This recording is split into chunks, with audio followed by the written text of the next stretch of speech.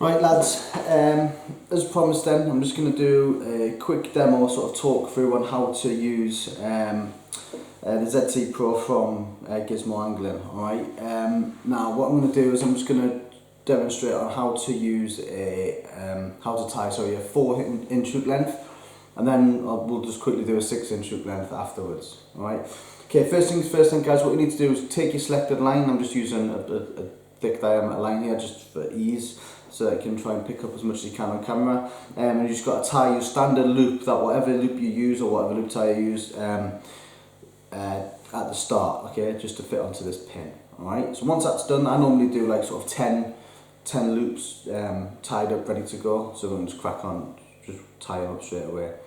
To start with then, we take the head for, to place the hook into, we just pull it towards you and take your hook. Now it's dead important you get the hook point as close to yourself as you can when you're tying it. That way, just have a slight angle coming towards you. That way, you're just going to ensure that the hook, the line, sorry, comes off the front of the spade as opposed to the back, which is where you want it. Once you secured it in, just push it back and then pull the bar with the hand wheel on up towards you. Now on the top of it, there is a couple of laser cut lines on the hand wheel. Just make sure they're all lined up and you tighten off the hand wheel, okay?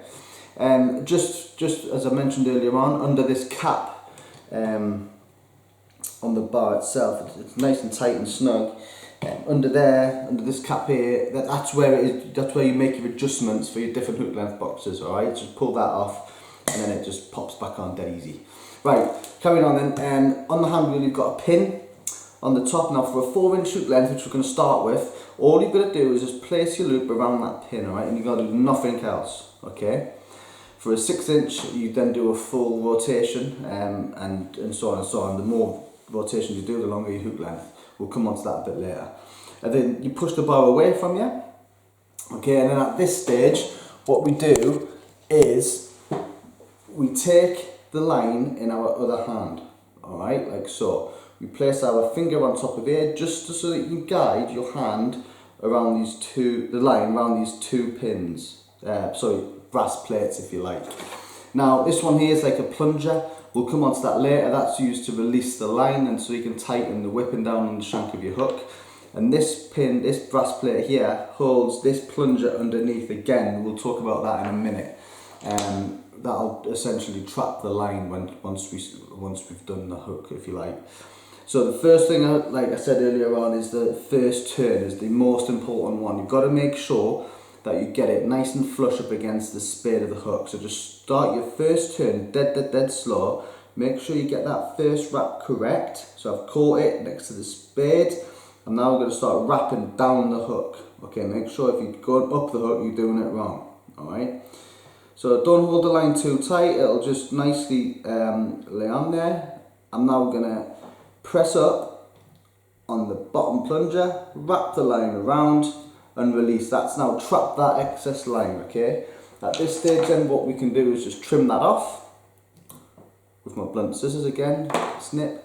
And at this stage wet your line, okay? You always got to wet your knots, remember? So we then push back on the rear plunger, which will release the line, which will enable us to tighten down that whipping. Okay, we can then release the hook from the clamp and it'll pop up. Like so. With bigger hooks, it is a little bit harder as opposed to like your size 20s and your 16s and your 18s and all that sort of stuff. Just with if it's a big hook with a big gauge, it just struggles to get out there a little bit. Take hold of the hook, push up on this plunger. That'll release that line. Undo your hand wheel, and Bob's your uncle.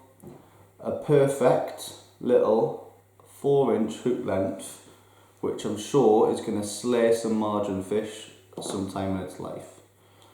What a beauty. Right, carrying on then, we are now going to do a quick 6-inch hook length. So, same detail. Pull your clamp towards you, hook in, tighten it down, slight angle towards you, alright? Switch them over, tighten down your hand wheel, make sure your lines are all lined up. and this time you take your line. Right, difference. Place your line, your loop on your pin, on your hand reel. You then make one full rotation of the hand loop. Make sure your lines are marked, or lined back up again, otherwise it ain't going to fit. Give it then push back, push the bar back. Switch hands again, remember. Wrap around the two plates. Get that first wrap done nice and snug up to the spade, which you didn't that time. So if you do mess it up, just release your turn and then just go again. Got him, and away we go. Showed off there, went a little bit quicker. Wrap it around the pin. Again, snip off the excess, wet your line, push down on this rear plunger, which will in turn release the line to enable you to start tightening down. Okay, so again, where we go, tighten her off, releasing the clamp. With the big hooks, I find if you just do a tiny little extra turn, if it doesn't pop out, that'll just release it. Take hold of your hook, release on the bottom plunger, undo your hand reel, and we'll have a perfect 6-inch hook length. It's a beauty. Again, I reckon that one's going to snag some fish on that short meat line, I reckon, but we'll see. And that's it, guys. Obviously, if you want to do a longer hook length, you just add more turns every single time.